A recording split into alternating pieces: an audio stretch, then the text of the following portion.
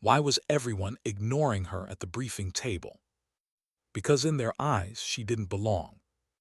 Chief Petty Officer Anna Sharma sat quietly, her hands clasped on the table's edge as sweat trickled down the back of her neck. The Afghan sun outside hammered against the tin roof like artillery.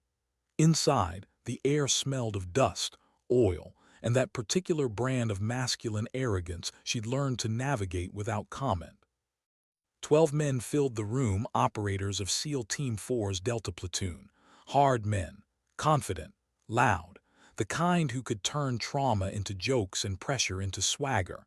They were discussing range drills and loadouts for the upcoming deployment into the Hindu Kush. No one looked her way, not once. They saw the trident on her uniform, but not her history. They saw a woman small, composed, dark-eyed, and decided she was an outsider. To them, she wasn't one of them. Lieutenant Commander Thorne's voice cut through the heat like a blade. "All right, briefing's done. Range in 10. I want precision drills. Vargas, you're on demonstration duty." The room shifted. Chairs scraped. Boots pounded out the door. Anna rose silently, adjusting her gear, her expression unreadable. She'd been attached to Delta Platoon only a week. The command back home had said they needed a SIGINT and unconventional warfare specialist. What they hadn't said was how unwelcome she'd feel in the role. She followed the men out into the sunlight. The heat was physical, a living thing pressing down on her skin. The firing range spread before them, a long stretch of pale, cracked earth shimmering under 110-degree air. Steel silhouettes dotted the horizon, from 600 meters out to 1,500. Thorne stood in the shade of the range shelter, hands on his hips, scanning the platoon like a general inspecting his line. He was an academy man, built from rulebooks and protocol. His tone carried the kind of authority that demanded obedience and offered nothing in return. "Let's see some performance today," he barked. "Rico, you're up. Show the chief how Delta does business." Rico Vargas grinned, tall, lean, with the kind of confidence that came from too many perfect shots. His teammates cheered him on as he picked up the MK-22 sniper rifle resting on the table, a weapon built for precision. Carbon fiber, modular frame, state-of-the-art optics. "Don't blink, Chief," he called over his shoulder. "Wouldn't want you to miss the magic." Anna didn't answer. She only nodded once, eyes half-lidded against the glare. She learned long ago that silence unnerved men more than words ever could. Rico dropped prone, steadying the rifle. The range went quiet except for the occasional whisper of wind cutting across the sand. Crack! A puff of dust kicked up a full meter left of the 600-meter plate. No ping, no hit. A few of the guys chuckled. Rico frowned, adjusted his scope. Crack, another miss, high and right this time. "Settle down, Vargas," Thorne barked. "Read the wind. This isn't your girlfriend's Instagram shoot." The laughter that followed was sharp and brittle. Rico fired again, missed again, then again. The steel plates remained untouched, mocking him from across the heat haze. The confident grin drained from his face. His hands tensed around the stock. "Something off," he muttered. "This rifle's screwed." Thorne's jaw flexed. Excuses already. But when the team's armorer, an older chief known only as Gunner, took the rifle, his expression changed. He examined it carefully, running gloved fingers along the mount, sighting down the barrel. "There's a fracture in the Picatinny rail," he said finally. "Right under the forward scope mount. Probably took a hit during last op. Every shot's torquing the scope off axis." "So the rifle zero is gone?" Thorne asked. "Worse, it's unpredictable, non-mission capable." The words landed heavy in the heat. A broken sniper rifle, a failure before deployment, a bad omen. Rico exhaled hard, frustrated. Thorne turned his glare toward the rest of the platoon, then at her, the quiet figure standing near the ammo crates. She hadn't moved once during the exchange, just watched, thoughtful, focused. Thorne was about to call the drill off when a calm, almost casual voice cut through the silence. "Let me try that." Every head turned. The statement was so soft, so sure that it stopped the air itself. Rico blinked. "Try what, Chief? It's broken." Thorne raised a brow, more amused than angry. "Chief Sharma, this isn't a simulation. This isn't an algorithm problem you can just reprogram." "I'm aware," she said, her tone flat, respectful. Then she walked forward. "But broken doesn't always mean useless." The men exchanged looks, disbelief. A hint of laughter, a spark of something else they couldn't name. Thorne crossed his arms. "Fine, the range is yours, don't waste my ammo." Anna stepped into the sun. The world seemed to hold its breath. She picked up the MK-22, feeling its weight, turning it in her hands. Her fingers traced the fracture beneath the rail like a doctor reading a scar. She didn't speak, didn't posture, just loaded a single magazine, 5 rounds. She lay down on the mat Rico had just vacated, body moving with silent precision. From behind her, someone whispered, "She's actually doing it." Anna pressed her cheek to the stock. She didn't look through the scope, not yet. She stared downrange first, watching, studying. The flags told part of the story. The heat mirage told more. The dust devils twirling across the range told the rest. The wind shifted in 3 layers, low, mid, high. She saw all of it. For 1 long minute she didn't move, just breathed. Then crack. The rifle barked, dust kicked up low and left, a miss, a deliberate one. She cycled the bolt, calm, methodical. She wasn't aiming to hit, she was gathering data. Now she knew what the rifle wanted, the offset, the flaw, the truth of its break. She didn't touch the scope.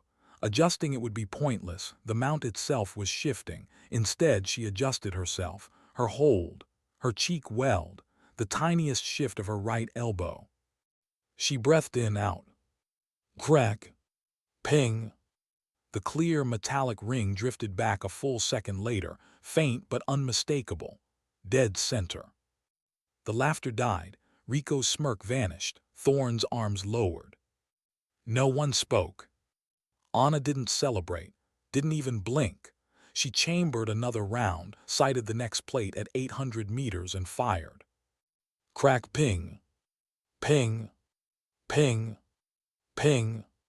5 shots, 5 hits. Each sound, that distant, perfect ping, was a heartbeat echoing across the desert. Something shifted among the men, a subtle change, the beginning of respect.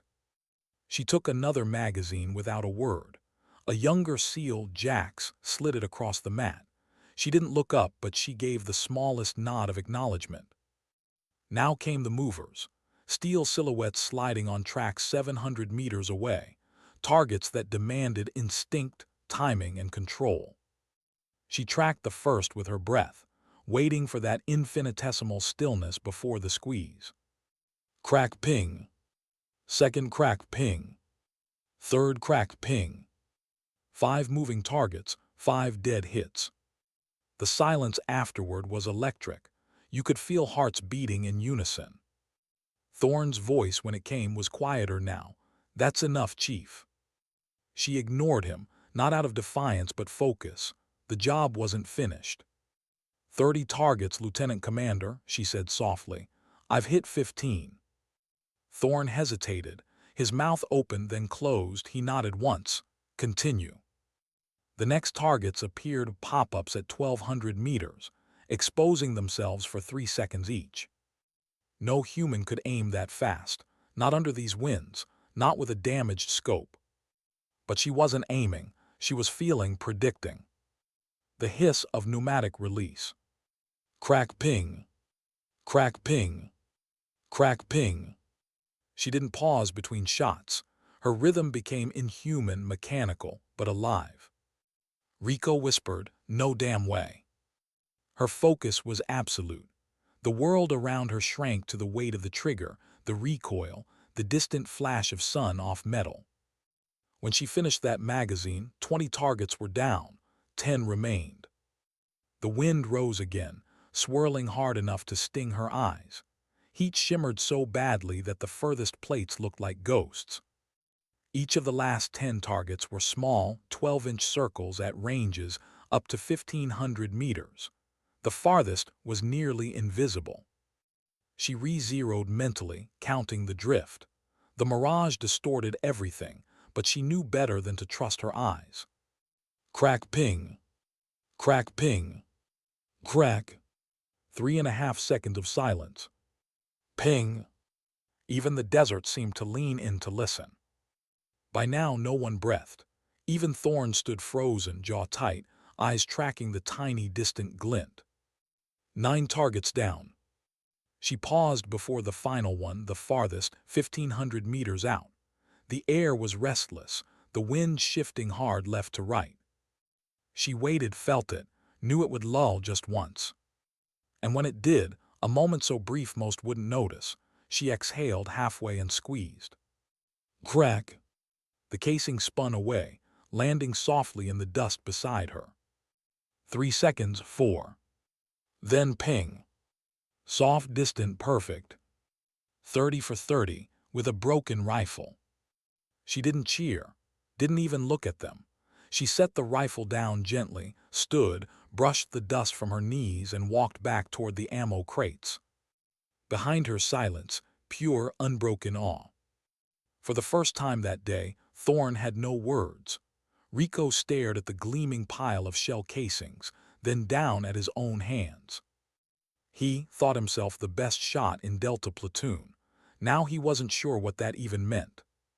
The silence was a living thing now, heavy, reverent, almost holy. Somewhere in that stillness, Anna exhaled, slow, measured.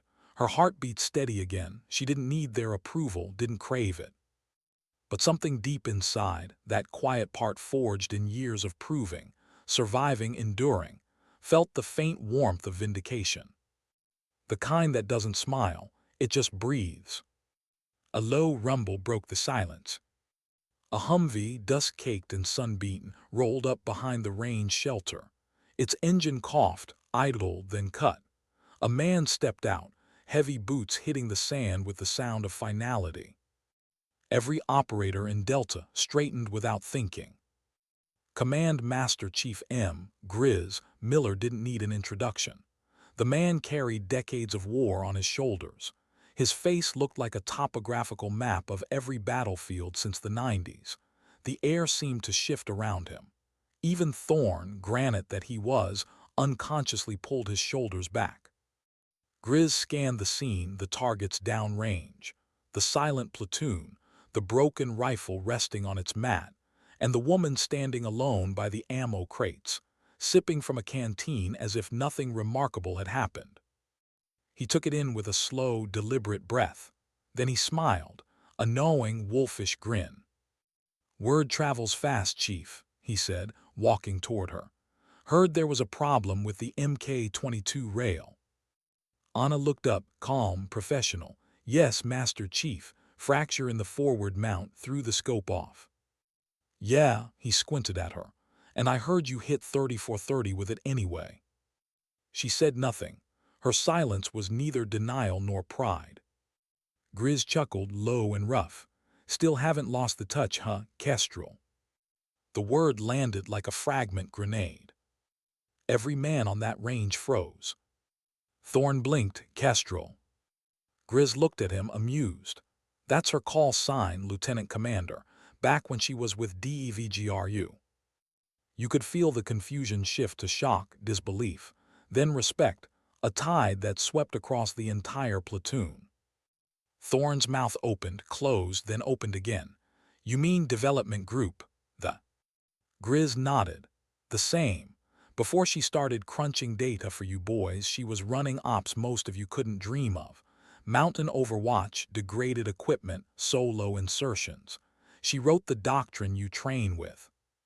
The words hung in the hot air, heavy and undeniable. Thorne turned to Anna. The stoic mask he always wore cracked for the first time. You were DEVGRU." Anna didn't answer immediately. She looked past him toward the horizon where the targets shimmered like ghosts in the sun. When she finally spoke, her voice was steady, low. I was part of an experimental team. 6 operators, high-angle recon, deep overwatch, long-range target interdiction. We were good at making broken things work. She paused, eyes softening slightly.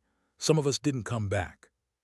The silence that followed wasn't the kind that begged to be filled. It was the kind that demanded respect. Rico exhaled, a slow, shaky sound. "Holy hell," he murmured.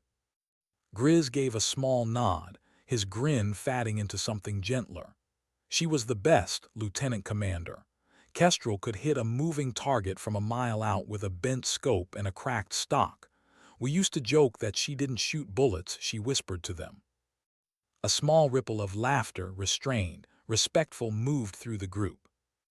Anna's gaze drifted to the rifle again. Her voice softened.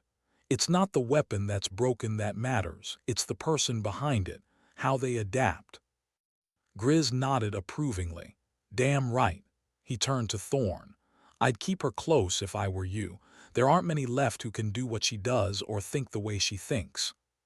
He clapped Thorn on the shoulder, a gesture that was both advice and warning, and started back toward the Humvee. Before climbing in, he called over his shoulder, "Oh, and Chief." Anna looked up. "Next time someone tells you you're just an analyst, let him try to outshoot you first." Then he was gone, leaving behind a trail of dust and a silence that felt different now, not awkward, but heavy with realization. The men didn't speak. No jokes, no sideways glances. They returned to their stations quietly, as if afraid to disturb the shift that had just taken place. Rico lingered near the mat, staring down at the brass casings gleaming like small golden medals. After a long moment, he picked one up. It was still faintly warm. He turned it between his fingers, then walked to Anna. He didn't say a word, just handed her a cold bottle of water. She took it, their eyes met. In his, she saw apology. In hers, he found something he hadn't expected, not triumph, not judgment, just understanding. He nodded once, then turned away. By nightfall, the range was empty. The oppressive heat had drained from the air, replaced by a slow, cooling breeze. The mountains glowed faintly under a bleeding orange horizon. Inside the shelter, a single bare bulb cast its lonely circle of light over a metal bench. Anna sat alone. The Mk-22 lay in front of her, dismantled. She worked in silence, cleaning each component with deliberate care. A cloth moved over the barrel. A brush swept residue from the bolt. Every motion was slow, ritualistic, the intimate dance between soldier and tool. It wasn't just maintenance, it was communion. Her hands remembered every weapon she'd ever touched, every sound of a bolt locking home before a firefight, every breath before a kill shot, every silence after. She paused, fingers resting on the cracked rail. The fracture line glimmered faintly under the light. She traced it with her thumb. So small, so insignificant, yet it had humbled a team of warriors. Her reflection rippled faintly in the metal surface. Tired eyes, dust-streaked face, hair pulled tight beneath the band of sweat. "You're not broken," she murmured quietly, though she wasn't sure if she meant the rifle or herself. She reassembled the weapon piece by piece. The clicks were soft, precise, like a heartbeat returning to rhythm. When it was whole again, she laid it gently back into its hard case. Outside, the desert was quiet. The range stretched into darkness, the silhouettes of the targets faint beneath the stars. 30 steel ghosts watching her, bearing silent witness. For a long moment, she stood there, just breathing. The kind of deep, slow breath soldiers take when no one's watching, when the weight of silence feels like the only thing keeping them upright. She closed the case. The latches snapped shut with the finality of memory. Then she turned off the light. Darkness. Only the faint hum of wind. And somewhere in that emptiness, a voice, not real but remembered, echoed softly in her mind. "You were born to adapt, Kestrel. No rifle stays perfect. No mission stays clean. Remember, precision isn't in the weapon, it's in the will." That voice belonged to Master Chief Grady, her old mentor, the man who'd trained her before the mission that ended everything. She still saw his face sometimes. And the ridge, the cold, the silence. The way his hand had fallen from the comms as the shot rang out. The shot she hadn't been able to take fast enough. Her eyes opened. The night was still. There was a reason she'd left DEVGRU. A reason she'd buried Kestrel. Because sometimes precision came too late. And sometimes one single breath of hesitation was enough to haunt you for years. She stepped outside, boots crunching softly on the gravel. Above her, the stars blazed in their cold indifference. She thought of her platoon, those men who doubted her, judged her, then watched her prove what she didn't even want to prove anymore. And she felt something shift inside. Not pride, not satisfaction, something quieter. Acceptance. Respect wasn't something you demanded. It was something you earned, sometimes painfully, sometimes quietly. She glanced downrange one last time. The target stood still and silent, glowing faintly under the starlight. 30 hits, no misses, with a weapon everyone had written off. She smiled barely, the faint ghost of a smile that never reached her eyes. Then she turned and walked away, the sound of her boots fatting into the desert wind. Because for her, the mission was never about proving others wrong. It was about proving that she could still trust her own aim in a world that had shaken that trust long ago. And somewhere deep in that silence, between the broken rifle and the perfect shot, she rediscovered the part of herself that war hadn't taken. Sometimes dignity doesn't shout, it doesn't argue. It just breathes, aims, and acts. What makes someone stop believing in perfection? For Anna Sharma, it wasn't a moment. It was a slow erosion, the kind that starts quietly and ends with silence. It began 6 years earlier, in a place where the sky met the mountains, and the air was so thin it sliced through the lungs. The Hindu Kush, same range she would return to years later, but colder, crueler then. She remembered the chopper ride most of all. The way the rotors had howled against the storm, drowning out even the team's chatter. 6 of them in that narrow compartment, faces hidden behind goggles and balaclavas. Snow howling in through a cracked side seal. The light green and ghostly through the night vision lenses. She had been the only woman, again, but back then it didn't feel like a statement. It was just the fact of it. They called her Kestrel because she could hover in chaos, see everything, move with purpose, strike without hesitation. Their mission was Overwatch, one of those nameless recon operations buried so deep in the classified logs it probably never existed. They were inserted above 11,000 feet to confirm the presence of an HVT, an arms broker tied to multiple American casualties. No extraction window, no backup, just 6 people, a storm, and a line in the sand. She remembered Grady's voice in her headset, rough and reassuring. "Eyes up, Kestrel, you're our wings tonight." "Acknowledged," she'd replied. They moved single file through the snow, their figures blending with the whiteout. The temperature was below freezing, the wind a living thing that clawed at their faces. They found position by dawn, a jagged ridge overlooking the valley below. The village sat quietly, smoke rising from mud huts. She'd laid prone behind the long rifle, watching the world through glass and frost. The MK-13 Mod 7, her old companion. Reliable, elegant, perfect. The shot came 4 hours later. A convoy entered the village, blacked-out SUVs. A man stepped out tall in desert robes surrounded by guards. The target. She adjusted for wind, distance, temperature. She could see the shimmer of heat waves off the vehicle's hood even through the cold. 1 mile. Easy shot if there was such a thing. Grady's voice again. "You have authority, Kestrel, make it clean." She breathed in, out. Then something happened. A sound in the headset, a voice that wasn't supposed to be there. A child, laughter, high, innocent. She blinked, looked again through the scope. The target had stopped. A boy, maybe 6 years old, had run out from behind a wall. He was holding a toy truck.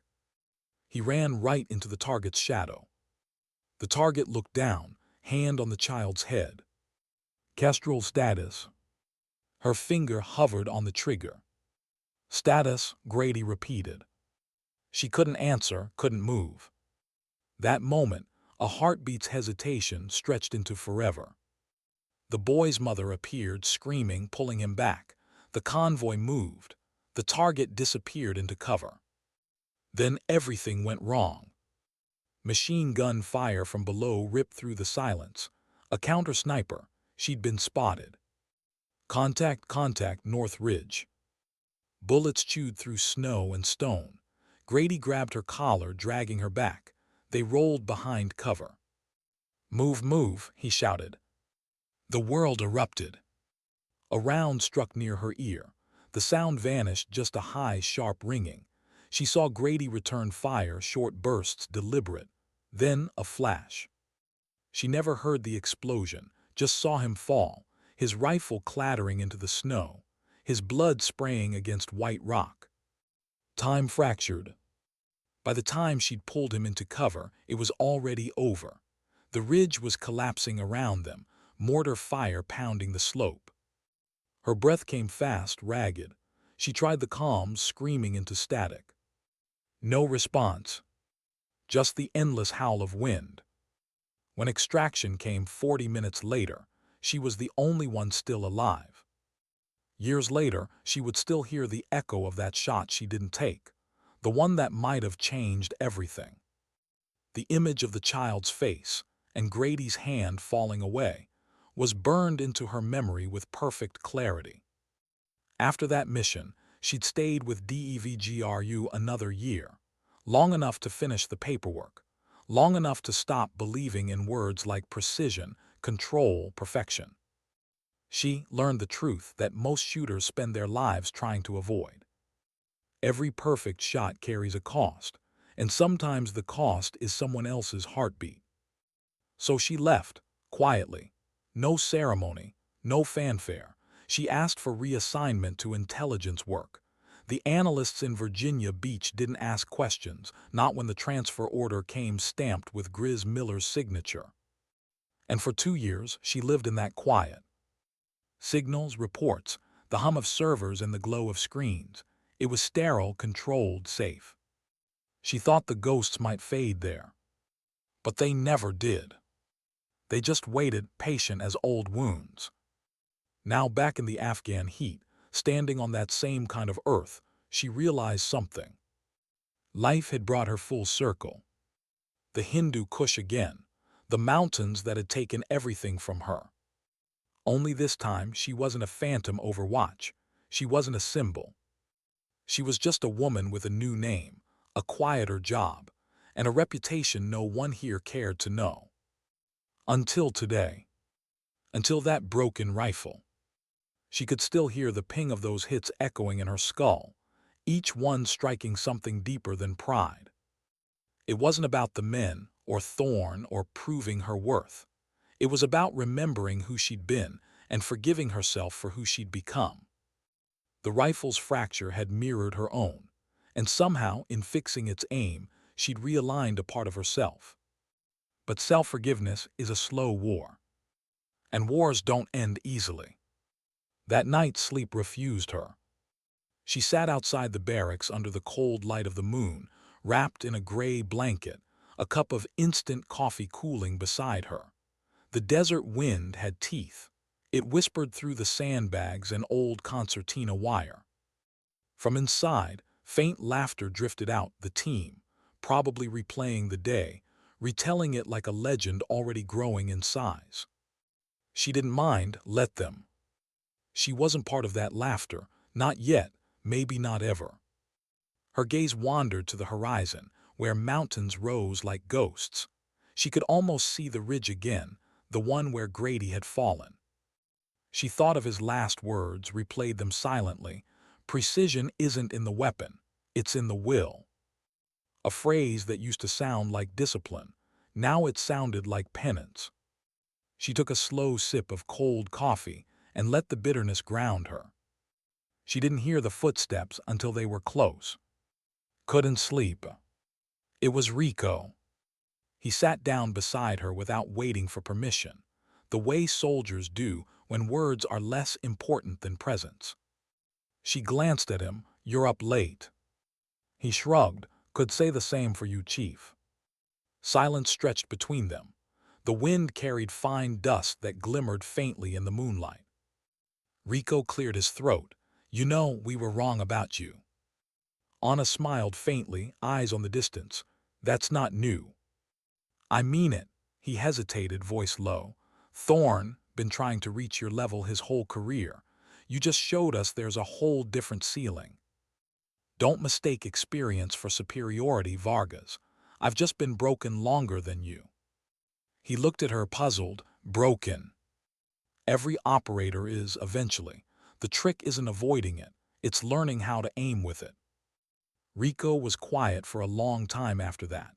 When he finally stood, he said softly, "Whatever it was you went through, Chief, I'm glad you stayed." She didn't reply, just nodded. When he left, she looked down at her hands. They were trembling slightly, not from weakness, from memory. She closed them into fists until the shaking stopped. Somewhere far away, a generator coughed and died. The lights across the base flickered, then dimmed. Darkness again.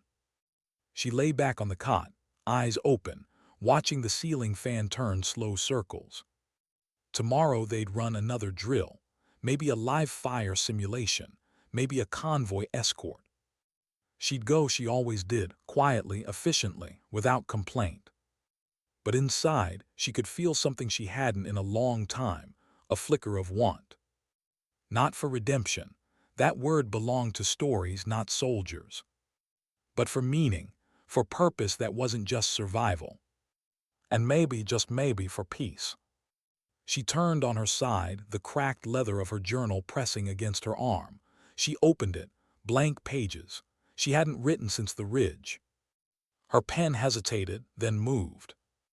Sometimes the hardest shot isn't the one you miss. It's the one you still remember missing. She closed the journal softly. Outside, the night wind shifted again, carrying with it the distant echo of laughter from the barracks. She smiled faintly, and for the first time in years it didn't feel like she was pretending. Because maybe, somewhere between failure and forgiveness, she'd found the one truth Grady had tried to teach her all along. That broken doesn't mean useless. It just means tested. And tested things in the right hands can still be perfect. The desert didn't care about redemption. It just burned and it watched. By dawn, the heat was already rising, the kind of heat that crawled into the lungs and made every breath feel like a decision. The range was quiet except for the distant metallic clatter of someone setting up targets. Anna Sharma walked toward the shelter with her rifle case slung over her shoulder. No salute, no swagger, just that calm, deliberate pace of someone who'd long ago learned that patience was a form of strength. Delta platoon was already gathering. The jokes were fewer today, the laughter subdued. The same men who'd once ignored her now nodded as she passed. Nothing loud, nothing formal, just quiet acknowledgement. Respect spoken in a language soldiers understood. Small gestures, steady eyes, shared silence. Rico was on the line first, firing slow, measured groups. His shots were tighter now. She watched him from a few feet away, noting the subtle improvements in his breathing, the discipline in his trigger squeeze. "You adjusted your anchor point," she said softly. He grinned. "Figured if the rifle can't be perfect, I can at least stop blamming it." "Good start," she replied. Then after a pause, "Don't fight the wind, read it." He nodded, focused, fired again, ping. She smiled slightly, though she didn't show her teeth. "Better." From behind, a voice. "You giving lessons now, Chief?" "Thorne." His tone wasn't cruel this time, just cautious, testing the new balance between them. "Only when someone's listening, sir," she said without looking back. Thorne exhaled through his nose, something between amusement and disbelief. He came closer, arms folded. "You were DEVGRU," he said flatly. She didn't answer. "You could have told me." "It wouldn't have changed anything," she said, still watching Rico through the spotting scope. "It might have," he insisted. She finally turned, meeting his eyes. "Would you have listened?" He said nothing, just stared for a long moment, then nodded slowly, conceding the point. "Fair," he murmured. They stood in silence a moment longer, the kind that isn't awkward, just necessary. Then Thorne cleared his throat. "Command wants us ready for rapid deployment. Intel says a supply convoy went dark northeast of here. Possible ambush. We're on QRF standby." "How long?" "Could be hours, could be minutes. You know how it goes." She did, the quiet before the storm, always worse than the storm itself. By midday, the team was gathered in the prep bay. The smell of CLP oil, canvas, and adrenaline filled the air. Weapons were checked, mags loaded, radios tested. Anna moved through the organized chaos like a ghost. She didn't bark orders. She didn't need to. Her presence steadied them. Thorne noticed. He watched as she corrected one operator's sling adjustment, another's comms frequency. She didn't lecture. She demonstrated. The men responded instinctively, small nods, quick fixes, no ego. When she finally sat to reassemble her own kit, Thorne approached. "You ever run QRF before?" he asked. She gave him a look that was almost a smile.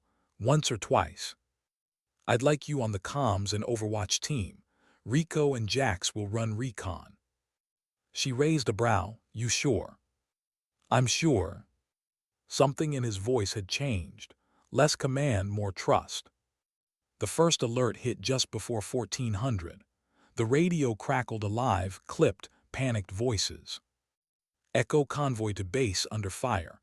Coordinates transmitting now. Multiple hostiles. We've got wounded." "Copy that, Echo. Hold your position. Delta's en route." The bay exploded into motion. Engines roared, weapons clanked, boots thundered. Anna climbed into the second Humvee beside Rico, headset already on, rifle case wedged between their feet. Thorne's voice came over comms, calm but sharp. "Delta, listen up. Echoes pinned on Highway 17 about 20 clicks north. Insurgents dug in on the ridgeline. We'll flank from the east, establish overwatch, clear approach for medevac. Clean and fast." Rico grinned, adrenaline lighting his eyes. Just another Tuesday. Anna said nothing.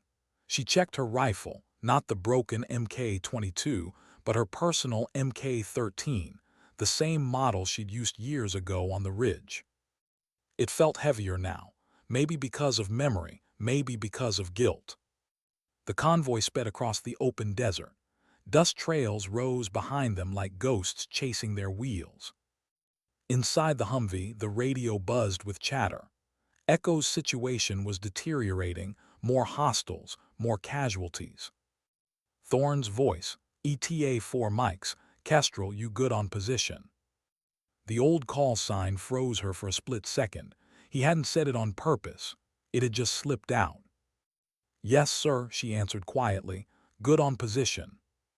They reached the ridge fast, a jagged slope overlooking the smoking remains of a convoy below, trucks burning, figures moving through haze and chaos.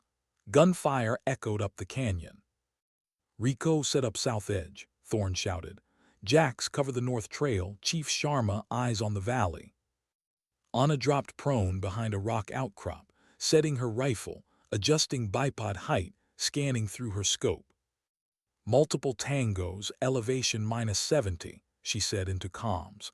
"They're dug in behind the lead truck." "Copy, Rico, mark them." The firefight was vicious, close quarters chaos below, controlled precision above. Anna found her first target, a shooter with an RPG crouched behind a burned-out vehicle. She exhaled, fired.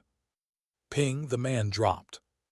Second target moving fast between cover, crack, gone. Her shots were surgical, clean. the kind that made Rico whistle under his breath even in the middle of combat.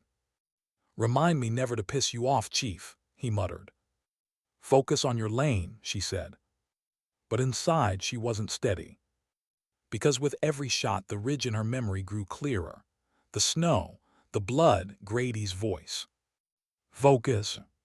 She blinked, recentered, fired again. Another hit.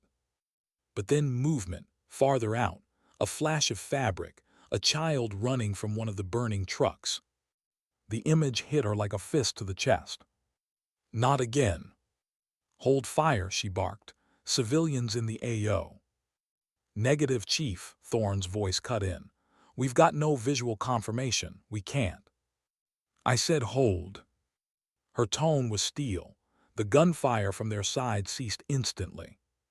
Through the scope she tracked the small figure, a boy, no more than 10, limping, clutching something. He stumbled, fell. Smoke obscured him for a moment, then cleared. She saw what he carried, a small radio pack. Not a toy, a detonator. Her breath stopped. "Control, be advised. Possible VBIED trigger, man, juvenile." The boy raised the device. Her finger hesitated, one heartbeat, two. "Chief." Crack. The rifle kicked. The detonator flew from the boy's hands, shattered. The child fell backward, stunned but alive. The explosion never came. Silence followed. Even over comms, no one spoke. Then Thorne's voice, low, measured. "Confirmed, target neutralized." "Negative," she said quietly. "Child alive, device disabled." "Copy that," Thorne replied after a beat. His tone carried something new, not just respect, gratitude. Echo's surviving soldiers began moving again. Medevac inbound. The fight was ending. An hour later, the ridge was quiet again. Smoke drifted in thin trails. The heat shimmered off twisted metal. Thorne approached her position, kneeling beside her. His face was streaked with dust and sweat. "You saved that convoy," he said. "Team effort," she replied. He studied her a moment, then said softly, "You could have taken the boy."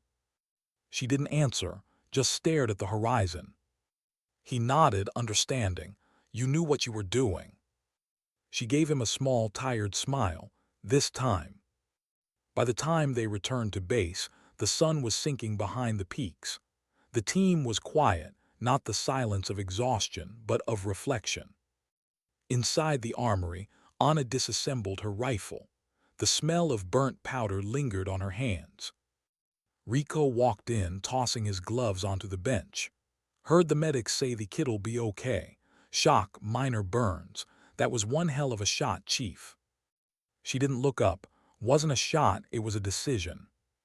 "Same thing in our world, isn't it?" She paused, then shook her head. "Not always." Rico frowned slightly but didn't argue. He knew when to let silence carry meaning. When he left, she stared at the rifle a long time. Her reflection shimmered faintly in the steel. The same eyes she'd seen in the scope years ago, older now, maybe steadier, maybe not. She closed the bolt, feeling the familiar click. For the first time in years, the sound didn't hurt. Later that night, Thorne found her outside the barracks, sitting alone again under the stars. He stood there for a long time before speaking. "You were right," he said finally, "about broken things." She looked up, half smiling. "I usually am." He laughed quietly, shook his head. "You think you could train my men, officially I mean. Marksmanship, unconventional firing drills, degraded systems." "Why me?" "Because they'll listen now. And because they need someone who understands more than the math of a shot." She thought about it, staring at the distant ridge lines etched in moonlight. "I'll train them," she said softly, "but not to shoot better." He frowned. "Then what?" "To think better, to see before they aim, to understand what a bullet really means." Thorne nodded slowly, the kind of nod that said he finally understood something too. As he turned to leave, she added, "Sir." He looked back. "Thank you for letting me try." He smiled faintly. "Best decision I never made." When he was gone, Anna tilted her head back and closed her eyes. The night air was cool now, almost kind. Somewhere in the distance, the faint ping of metal echoed across the empty range, the wind knocking against the steel targets. 30 ghosts still standing, 30 lessons she would never forget. She took a slow breath, steady and full. Tomorrow she'd start again, teach the next soldier what Grady had once taught her. That perfection isn't the absence of flaws. It's the courage to act anyway. And that sometimes dignity doesn't speak. It simply acts. How do you teach men who have spent their lives mastering war that the real skill isn't pulling the trigger, but deciding when not to? 3 weeks had passed since the ambush on Highway 17. Delta Platoon hadn't spoken much about it, but everything had changed. The tone in the air, the way they moved, even the silence between drills, it all carried the weight of something earned. Anna had become part of the team, not by words but by proof. They no longer called her the analyst. They called her chief. Sometimes just Kestrel said with the kind of respect that doesn't need to be loud. Her days started before sunrise. The others found her on the range at dawn, setting up wind flags and improvised targets made from broken comms panels and spent ammo tins. She didn't use perfect tools. She didn't let them either. Perfection's a lie, she told them on that first morning. You won't always get a clean weapon or a perfect read. Learn to trust your senses, your instincts, the environment. Thorne watched from the shade, arms crossed, as she ran the platoon through her new course. She called it degraded precision training, a name that sounded clinical, but what she was really teaching them was adaptation. Rico went first, as usual. He aimed downrange, the morning heat just starting to shimmer. Scope off, Anna said. You've got 5 shots. No adjustments, make them count. Rico frowned. That's guessing, Chief. She nodded. No, guessing. What you do when you panic, this is observation. Feel the rifle, watch what it tells you. He exhaled, fired, missed wide. Good, that's your truth. Now build from it. The next shot struck closer, then closer still. By the 5th, he hit center steel. The sound ping echoed down the valley and the men cheered. Anna didn't, she simply nodded once. You listened, do it again. One by one, the rest of the team followed. Misses turned to near hits to pings. By mid-morning, the air was filled with the rhythmic heartbeat of gunfire and the faint ring of success. Thorne stepped beside her, voice low. You've got them thinking again. They always knew how, she said. They just stopped needing to. He looked at her, expression thoughtful. You really believe that we forget how to think? She turned to face him. We forget how to doubt, sir. Doubt keeps us alive. Thorne gave a faint smirk. You'd have made a hell of an instructor back at Coronado. I wasn't made to teach, Commander. I was made to remind. He didn't ask what she meant. He didn't have to. Over the next week, the base began to feel different. Her influence spread in quiet ways, not in orders but in mindset. Operators began adjusting their own rifles differently. They tested damaged optics instead of discarding them. They cross-trained roles, questioned procedures, improvised drills. Discipline hadn't eroded, it had evolved. The heat remained brutal, but morale had shifted. The platoon wasn't just functioning. It was thinking, breathing, adapting. And yet Anna could feel it, the weight beneath the calm, the silence before the next call. It always came. The alert hit on a Sunday. Thorne's voice came over the intercom just after 2200. Delta Platoon, command briefing in 5. Priority code, Falcon Black. Falcon Black, that wasn't a routine op code. It meant high-value target, extreme risk engagement, limited intel. Anna felt the old tension rise in her chest, not fear, but that precise awareness of everything in motion. The same focus she'd known on the ridge years ago. When she entered the briefing room, the lights were dim, the air thick with urgency. Thorne stood by the hollow map, images flickering across the wall, a mountain village, a network of caves, thermal pings of movement. Target designation is Kadir al-Hanif, arms broker, insurgent coordinator, and the same man responsible for the ambush last month. Rico swore under his breath. Thorne continued. Intel suggests he's holed up in a high-elevation compound near the border. Reinforced structure. Small guard unit, heavy anti-air, no clean extraction route. Command wants recon, confirmation, and if possible. He looked at Anna. Elimination. The silence stretched. She studied the map. The terrain was brutal, narrow valleys, crosswinds, steep cliffs. It was too familiar. "Permission to speak freely, sir," she said. Thorne nodded. "This layout's a mirror of Operation Ice Lance, 2019, the ridge north of coast." He blinked. "That's your old op." She nodded slowly. "Same terrain gradient, same wind corridors. If intel's right, we're walking into a copy of the same trap." Rico frowned. "You think he knows who you are?" Anna hesitated. "Men like that remember the ones who survived." Thorne studied her, jaw tightening. "Are you saying he's baiting us?" "I'm saying he wants someone who can hit him, and he knows I can." The room fell silent again. Even the air seemed to stop. Finally, Thorne said, "Then maybe it's time we give him what he wants." The prep took 2 days. Anna worked alone, calibrating her optics, triple-checking comms encryption, preparing contingency plans. She knew this wasn't just another mission. It was a ghost calling her back, the same mountains, the same cold wind, the same silence that had taken Grady's voice away. Thorne found her at the armory late that night, hunched over her rifle under the dim work light. "You don't have to go," he said quietly. She looked up.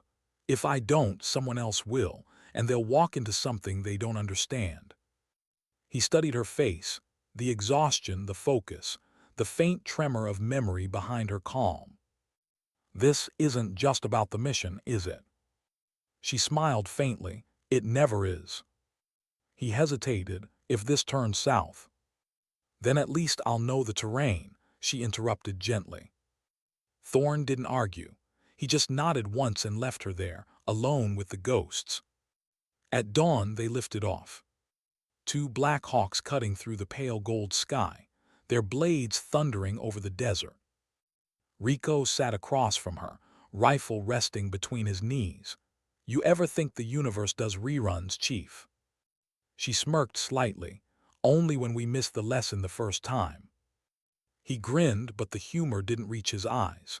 He'd seen her that morning, quiet, distant, her gaze somewhere far beyond the horizon. The closer they flew, the colder the air became. The landscape changed from open dunes to jagged peaks of stone and snow. When they landed on the ridge, it was like stepping back in time. The wind screamed through the pass. The rocks underfoot were the same dull gray. Even the smell, metal, dust, cold, was identical. She could almost see the ghost of her old unit moving through the snow ahead of her. Thorne gave the signal, "Delta, move." They spread out, slow and silent. Anna led the overwatch element, climbing to a vantage point overlooking the compound. Through her scope, she could see the walls, reinforced mud and steel, sentries at the gates, and a faint thermal signature in the upper structure. "Visual confirmed," she whispered into comms. "Target is inside." "Copy, hold overwatch. We'll approach from the west." She adjusted her position, watching through the crosshairs. Her hands were steady, her breathing even, but her heart remembered. Rico's voice broke through the static. "Chief, you're clear." "I'm clear," she said softly. The mission had begun. The sun fell slowly over the mountains, and the valley slipped into shadow. As she watched the compound, she caught a flicker of movement, a reflection off metal, something high on the opposite ridge. Her eyes narrowed. "Thorne, hold position," she said. "We've got glass on the east slope." "Sniper." "Possible, 200 meters above your line. Looks like. The realization hit like a physical blow. She knew that signature, that rifle profile. She'd seen it once before through fog and snow, 6 years ago. It couldn't be. Her pulse spiked. It's him. Repeat that, Chief. She exhaled. It's the shooter from Ice Lance, the one who killed Grady. Static filled the line for a moment. Then Thorne's voice steady. Do you have a shot? Yes, she whispered. Her finger found the trigger. Her cheek pressed against the stock. Through the scope, the figure shifted. A man in desert robes, calm, composed, as if he'd been waiting for her. Her breath trembled. In her ear, the ghost of Grady's voice seemed to whisper, precision isn't in the weapon, it's in the will. She exhaled. And then, for the briefest instant, she hesitated. Not from fear, from memory. The man tilted his head, almost a nod, a taunt. Her jaw tightened, the hesitation died. Crack! The rifle's report echoed down the valley. The man's body jerked once, then fell. Silence followed, deep, vast, final. She stayed behind the scope for a long time after the shot, watching, waiting. When she finally looked up, the sky was bleeding orange over the peaks. The compound below was silent. The mission was over. But something inside her was. She'd taken the shot, the one she hadn't 6 years ago, the one that had haunted her every night since. And now all she felt was stillness. No triumph, no release, just quiet. Rico's voice crackled through comms. Chief, target down, we're clear. She keyed the mic, copy, moving to exfil. As she packed her rifle, her hand brushed the cracked rail from the broken MK-22. She'd kept it, bolted to her stock as a reminder. She smiled faintly. Guess we both got fixed. Back on the helo, the team was silent. The rhythmic thump of rotor blades filled the air. Rico leaned toward her. You good, Chief? She looked out the window, eyes on the fatting mountains. Yeah, I'm good. But what she really meant was, I'm done. Done running from ghosts, done proving, done hesitating. Sometimes closure doesn't roar. Sometimes it's just the sound of a trigger breaking clean. What happens after the perfect shot? No one ever tells you that part. They talk about the moment, the stillness before the pull, the control, the precision. But no one talks about what comes next. The silence. The wait. The echo that never really fades. Back at base, the air was thick with diesel fumes and dust. The sun was low, a smear of dying light across the mountains. Delta platoon disembarked in silence. No cheers, no swagger, just the quiet rhythm of boots on concrete. They'd done it, neutralized the target, completed the mission, no casualties. By every metric that mattered, it was flawless. But Anna felt none of it. She climbed out last, her rifle slung loosely over her shoulder, eyes distant. The world felt muted, sounds muffled, colors drained. The base medic tried to hand her water. She took it mechanically, nodded, walked past. In the debrief room, Thorne's voice droned through the after-action checklist. Primary objective, confirmed, neutralized. Secondary site, clear, 0 friendly losses. He paused. Exceptional marksmanship from Chief Sharma, clean elimination from 1,800 meters. Textbook. The men nodded. Rico smiled faintly. Everyone looked at her. She said nothing, just stared at the table, at the scratches carved into the metal surface, marks from 100 missions before this one. When Thorne dismissed them, the team stood and filed out, one by one. She stayed seated, hands folded. Chief, Thorne said quietly, you all right? She lifted her gaze slowly. I'm fine, sir. He studied her a moment, then said softly, you don't look fine. Neither do the people we shoot, she said. The words hung between them, raw, unfiltered, true. Thorne didn't respond, he just gave a slow nod. Take a day, Chief, you've earned it. She didn't correct him, didn't tell him that rest wasn't what she needed. What she needed didn't exist anymore. That night the base was quiet. Anna sat alone on the range, long after the others had turned in. The moon hung low and cold, the light sharp enough to cast shadows through the dust. She had the rifle across her lap, the same rifle that had ended it all. Her fingers traced the cracked rail, the scar she'd kept bolted to the stock, a reminder of imperfection. She thought that killing the man who'd haunted her would bring peace, that justice might balance the scales. But all she felt was stillness, and a strange hollow ache. She loaded a single round into the chamber, not to fire, just to feel the weight. The metallic click echoed through the night, small, sharp, final. She stared downrange, at the row of targets gleaming faintly in the moonlight. 30 ghosts. 30 memories. The sound of the wind over sand filled the silence like a sigh. She lifted the rifle, peered through the scope, and for a moment she wasn't on base anymore. She was back on that ridge 6 years ago. Grady beside her. Snow in her eyelashes. Static in her ear. And that one voice, faint and calm, precision isn't in the weapon, it's in the will. She lowered the rifle slowly, set it aside. Her voice, when it came, was almost a whisper. "I did it, Grady, he's gone." But saying it didn't make it feel real. She stood, her movements slow, tired. The kind of tired that lives in the soul, not the body. The next morning, Rico found her sitting outside the comms bunker, coffee in hand, eyes hidden behind dark lenses. He hesitated before speaking. Heard the brass are already calling it one of the cleanest long-range kills in the region. Command's impressed. She took a sip, said nothing. He scratched the back of his neck, uneasy. "Look, I know what that means to people like Thorne, to Command, to the rest of us, but I saw your face afterward." Her jaw tightened. "And what did you see?" "Not victory." She looked at him, really looked. "You ever wonder what winning costs, Vargas?" He didn't answer. She set the cup down. "Every time you pull a trigger, you trade something, maybe not right away, maybe not something you can name, but it adds up." He swallowed. "Then why keep going?" She smiled faintly, eyes distant. "Because someone has to." Rico nodded slowly, the weight of that truth settling on him like dust.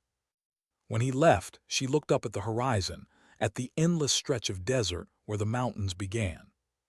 It was strange how the same landscape could hold both endings and beginnings.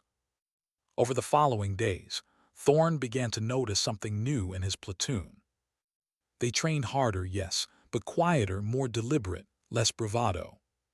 The noise that once filled the range, the shouts, the jokes, the easy arrogance had been replaced by something heavier, more mature. Respect, reflection. And Anna was at the center of it, like gravity. He'd find her sitting beside a shooter, speaking in that low, even tone of hers, not giving commands, asking questions. "What do you feel in your shoulder? What's your breath doing right now? What did the wind sound like just before you fired?" They thought she was teaching them shooting. But she was. She was teaching them to listen, to themselves, to the world, to the moments before action when everything still has a choice. It was the kind of training that changed people, though none of them could explain how. Late one afternoon, as the sky burned orange and the heat finally broke, Thorne approached her on the range. "Command's sending word up the chain," he said. "They're talking commendation, maybe even a cross." Anna didn't look up. For what? For doing what no one else could. She sighed. "You mean killing him?" "Ending him," Thorne corrected. "Same thing, sir." He frowned. "You don't believe in closure." She finally met his gaze. "Closure's a story we tell ourselves so we can keep killing." Thorne didn't argue. He'd learned better. Instead, he said quietly, "Rico's different, so are the rest of them. You did that." She gave a small nod. They were always capable. They just needed permission to be human again. He smiled faintly. You know, that's not a bad legacy. She didn't answer, just looked back downrange where Rico was lining up a shot. The wind shifted, the flag trembled. He waited patient, reading the world around him. Then cracked ping. A perfect hit. On his lips curved the smallest smile. Thorne followed her gaze, then said softly, You think you'll ever go back? She didn't ask where he meant. DVGRU, the States, normal life, it didn't matter. No, she said finally. Some things you leave behind because they're finished. Others you leave behind because you're not. Thorne nodded, understanding. He turned to leave, then paused. You ever regret taking that shot? She hesitated, every day. Then softer, but I'd regret not taking it more. That night she couldn't sleep.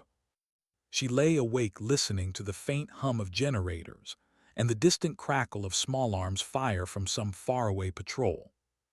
She thought about Grady again, the way he'd laughed, the way he'd said her call sign over the radio, Kestrel, you're clear. Fly.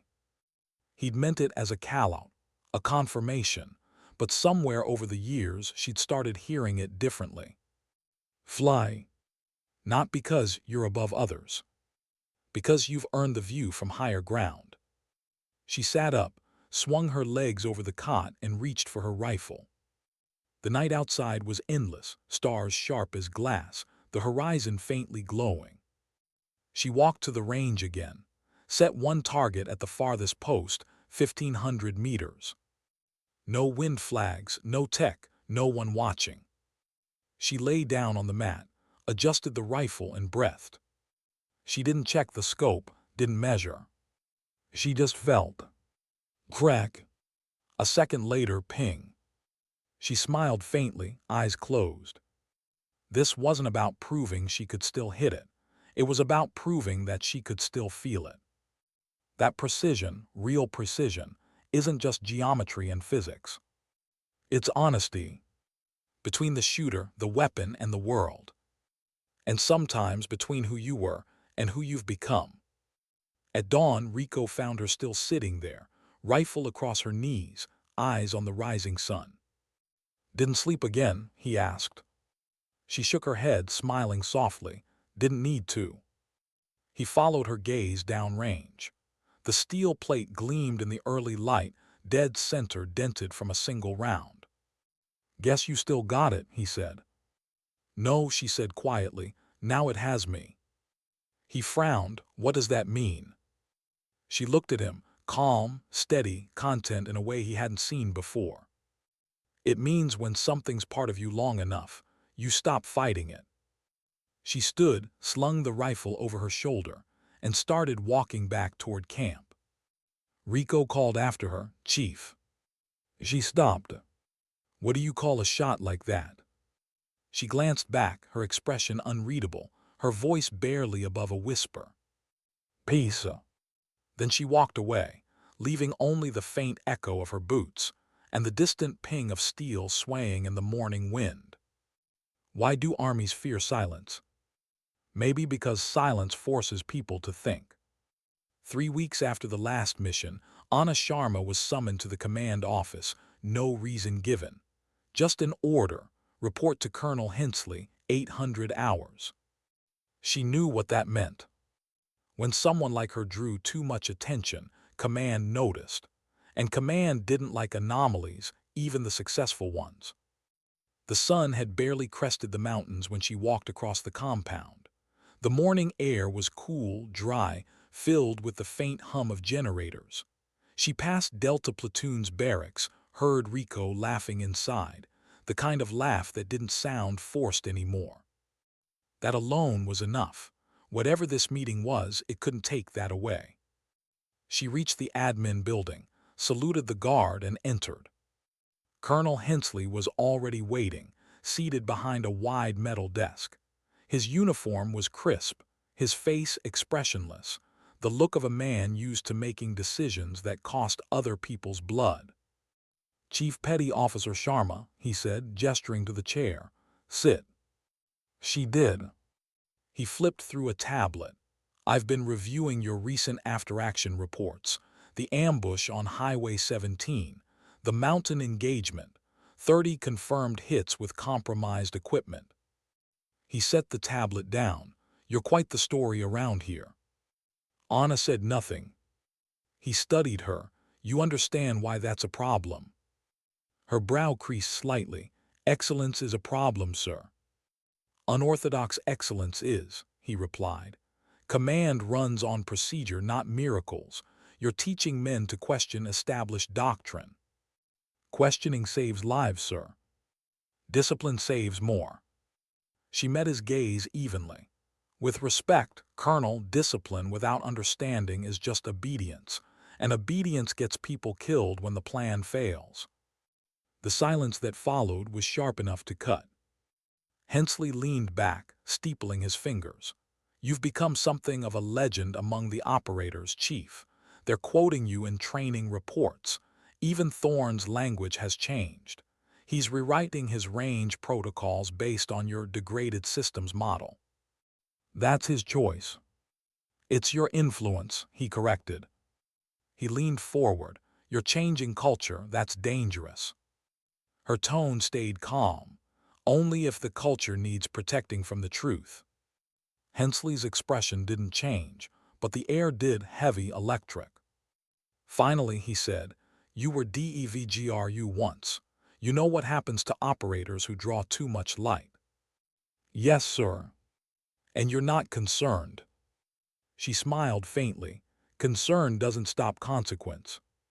He stared at her, as if trying to find the weakness she refused to show. Then he said, you think war needs philosophers, Chief? No, sir, she said softly. War just keeps making them. That silenced him for a long time. Finally, he sighed. Officially, you're being reassigned. Temporary rotation. Advisory role to Joint Task Command in Kandahar. Training oversight. She nodded once, understood. Unofficially, he continued, you're being observed. They want to know if you're a genius or a problem. Anna's lips curved faintly. Sometimes those are the same thing. He couldn't help a small smile. Maybe so. He slid a folder across the desk. Transport leaves at 1300. You'll debrief Thorne before departure. She stood, saluted, and turned to leave. Before she reached the door, he said quietly, Chief. She paused. For what it's worth, I think you're right, but right doesn't always win. She looked back, her voice low and certain. It doesn't have to, sir. It just has to last. Then she walked out. Outside, the wind had picked up. The range flags whipped against the poles, snapping like restless spirits. Thorne found her packing her gear beside the Humvees. Orders, he asked. Kandahar, she said simply. He frowned. They're benching you. Observing me. Same thing. She zipped her bag shut. They don't like change. He crossed his arms, frustration showing. They don't like mirrors, Chief. You made them look. She smiled faintly. Maybe that's enough. He hesitated, then said quietly, You know I was wrong about you. She glanced up. Which part? All of it. She chuckled softly. Apology accepted, sir. He nodded, but his jaw clenched. They can't take credit for what you did out there, for what you taught out here. I didn't teach them to shoot, she said. I taught them to listen. To what? To themselves, to the silence before a shot. That's where truth lives. Thorne looked away, swallowing hard. You'll come back. She gave him a long look, steady, unreadable. If I'm needed. He started to speak, then stopped. Instead, he extended his hand. She took it. Firm, professional. But when she pulled away, there was something unspoken between them, not affection, but the quiet understanding that comes only between soldiers who have seen the same ghosts. Rico jogged up then, panting slightly. Chief, you're leaving. She nodded. Command's orders. He frowned. You can't just, we still need you. You don't need me, she said gently. You never did. You just needed permission to think differently. He shook his head. You made us better." "No," she said. "You made yourselves better. I just handed you a broken rifle." He smiled sadly. "And you showed us it could still hit." She reached into her pocket, pulled something small and metallic, a brass casing polished clean. "Keep it," she said, pressing it into his palm. "From the first shot that wasn't supposed to work." He looked down at it, then back up, eyes shining. "I'll keep it close." "I know you will," she said softly. Then she climbed into the transport. As the engine roared to life, she leaned out the window, one last look at the men who now stood a little taller, a little quieter. Thorne raised his hand in a crisp salute. Rico followed, then the rest of Delta. For the first time she returned it, sharp, deliberate, full of meaning. Then the Humvee pulled away, kicking up a cloud of dust that shimmered in the late morning sun. The road to Kandahar was long, winding through dry valleys and ghost towns abandoned to sand. Anna sat in silence, the world passing in fragments: stone, dust, horizon, sky.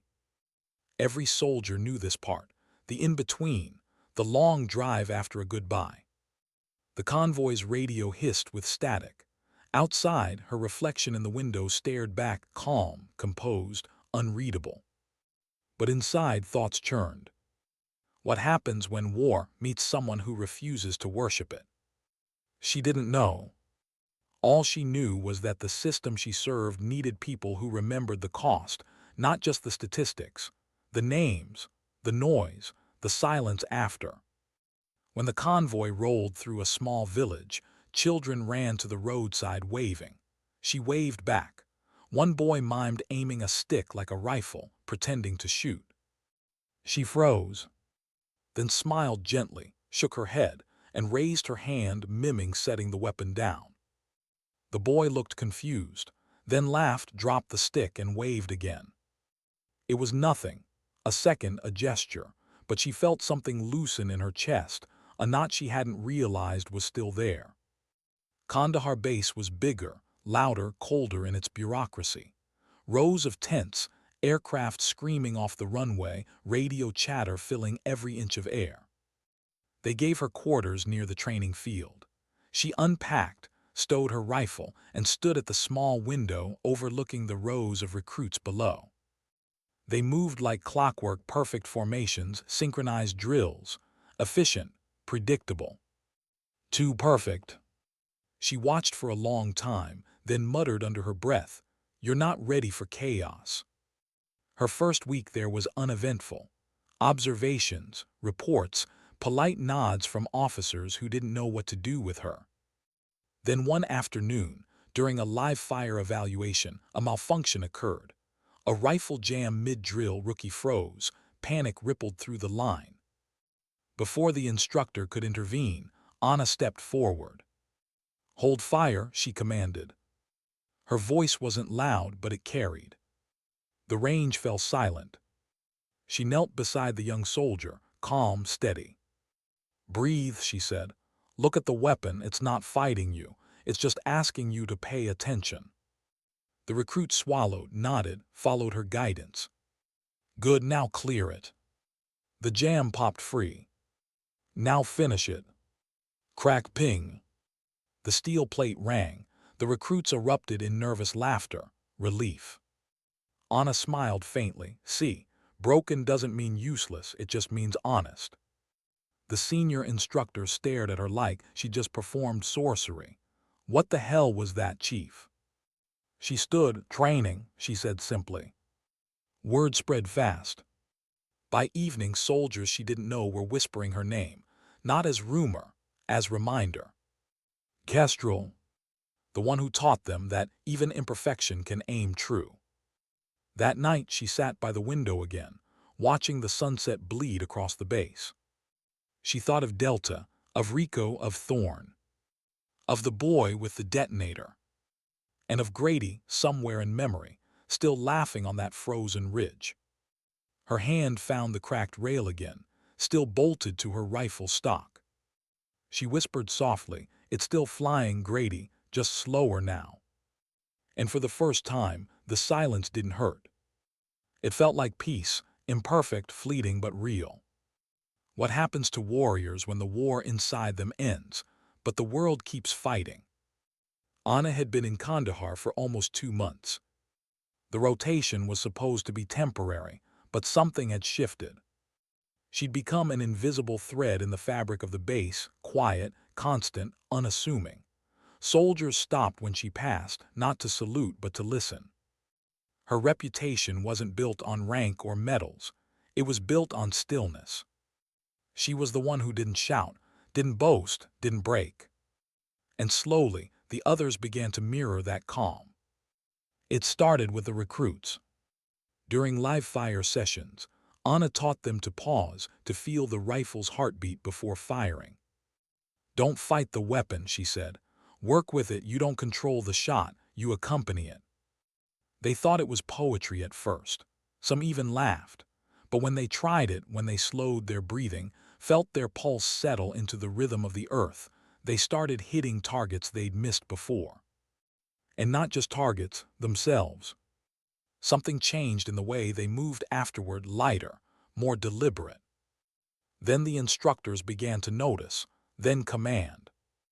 By the third week, even the old veterans were quoting her lines like doctrine. "Trust your senses, doubt keeps you alive." She never asked for it, never wanted to be followed. But the base had started to think differently, less like a machine, more like a mind.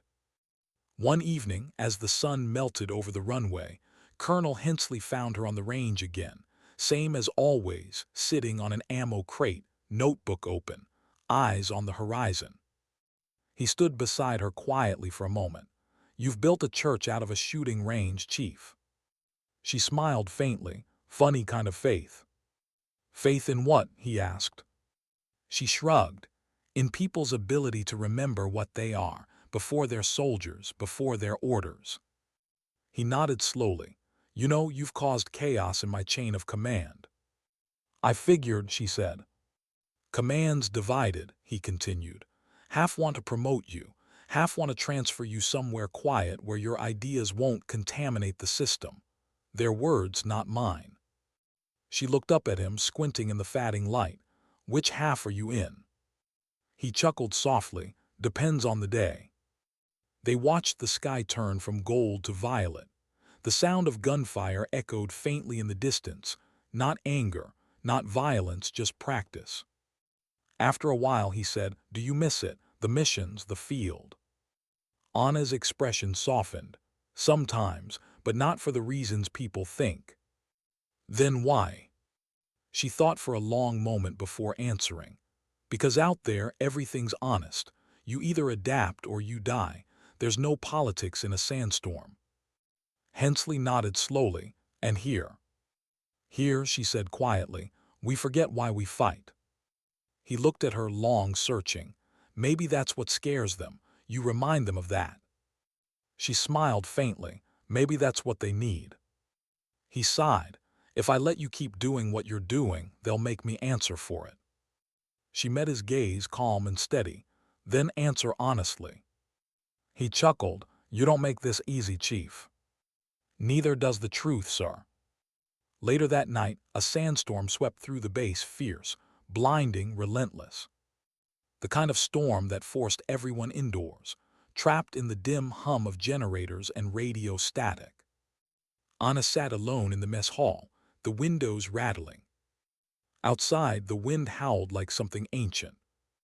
Across from her sat one of the new recruits, barely 20, wide-eyed, hands shaking slightly around a tin mug. "Can I ask you something, Chief?" he said nervously. "Go ahead." "Is it true you once took a shot with a broken rifle?" She nodded slowly. "Yeah." "How?" She thought about it. "Because the rifle wasn't the broken part." He frowned. "What do you mean?" "I was," she said softly, "and I was tired of pretending I was." The recruit didn't know what to say. He just nodded, the kind of nod that meant he'd remember this moment for the rest of his life. When he finally stood to leave, she said quietly, "Hey." He turned. "Next time your rifle jams," she said, "don't curse it, thank it." He blinked. Why? Because it's reminding you the world doesn't always obey. You've got to listen harder when it doesn't. He smiled faintly. Yes, ma'am. And then he was gone, swallowed by the storm. Anna stayed, listening. To the wind. To the silence beneath it. To her own heartbeat. For the first time in years, she didn't feel haunted. She just felt present. A week later, an order came down. Immediate redeployment. Chief Petty Officer Anna Sharma, reassignment complete. Returned to stateside command for debrief and review. No explanation, no destination beyond that. Hensley called her in, file in hand. Looks like your time here's up. She nodded, figured it would be. He hesitated. You'll be missed. People like me aren't supposed to stay, she said. He frowned. You think that's a bad thing? She shook her head. No, it's how the world learns. You plant something, then you leave before they realize it's growing. He studied her for a long moment. You ever get tired of carrying everyone else's lesson? Sometimes, she admitted, but it's lighter than carrying regret. Her last day on base was quiet. No ceremony, no speeches, just soldiers standing a little straighter, saluting with something that felt more like gratitude than protocol. Even the recruits lined up along the range, eyes bright, rifles slung. Rico had mailed her from Delta the week before, a short message, no greeting, no signature, just 5 words. Still doubting, still alive, Chief. She'd smiled when she read it. That was all the closure she needed. As she walked toward the waiting aircraft, the wind kicked up a swirl of dust. The recruits shouted after her, Chief, one more. She turned, saw the range behind them, 30 targets gleaming in the morning sun. She hesitated, then nodded once. They handed her a rifle, not hers, a standard-issue, scratched, dented weapon, the kind of gun that told the truth. She stepped onto the line. No gloves, no gear, just her and the weapon. The base fell silent. She took a deep breath, adjusted her stance, and aimed. The first shot rang out. Ping! Then another. And another. 30 rounds. 30 hits. Each one a heartbeat, a confession, a promise. When she lowered the rifle, no one spoke. Even the wind paused. Then quietly she said, Remember, the weapon doesn't make the warrior. The will does. She handed the rifle back and turned toward the waiting plane. No applause, no anthem, just respect. And as she walked away, she felt the weight lift piece by piece, step by step. From the air, the desert stretched beneath her like a memory fatting into gold. She watched the base shrink until it was just a speck, then closed her eyes. For the first time in years, she allowed herself to rest.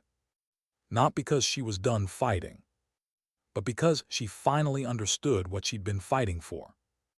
Not victory, not vengeance. Understanding. That's somewhere between control and chaos, between the broken rifle and the perfect shot. There was a truth worth living by. A truth she'd leave behind in the hands of every soldier she'd touched. And that was enough. Weeks later, back home in Virginia, a letter arrived at Delta Platoon. No signature, just a note folded and simple. If you're reading this, you're still listening. Remember, the target isn't always downrange. Sometimes it's the voice that tells you you're not enough. Doubt it. Then move forward anyway. Kestrel. Thorne read it aloud in the mess hall. No one spoke for a long time after. Rico reached into his pocket, pulled out the brass casing she'd given him.